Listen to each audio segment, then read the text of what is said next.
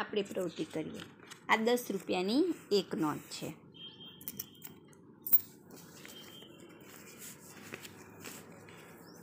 અને આ 10 રૂપિયાની બીજી નોટ છે, એટલે મારી પાસે કેટલા પૈસા થયા? 20 રૂપિયા થયા। આ 20 રૂપિયાની અંદર આ 1 રૂપિયાનો એક સિક્કો, આ બીજો, આ ત્રીજો અને આ ચોથો, એટલે કેટલા રૂપિયા થયા?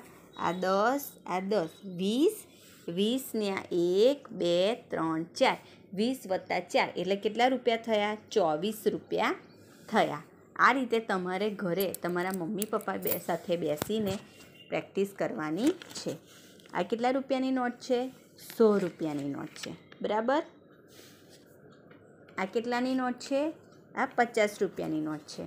આ 50 રૂપિયાની અંદર હું રૂપિયાના 2 સિક્કા ઉમેરું, એટલે 50 વત્તા 2 એટલે કેટલા રૂપિયા થાય? 52 રૂપિયા થાય। આ છે 10 રૂપિયાનો એક સિક્કો, આ છે 2 રૂપિયાનો સિક્કો, આ છે 5 રૂપિયાનો સિક્કો, બરાબર। આ બધા જ પૈસા તમે જોયેલા છે। આ 50 રૂપિયાની નોટ, આ 10 રૂપિયાની નોટ, આ રૂપિયાના સિક્કા, બરાબર, અને આ 100 રૂપિયાની નોટ। આ રીતે તમે બધું જ જોયેલું છે।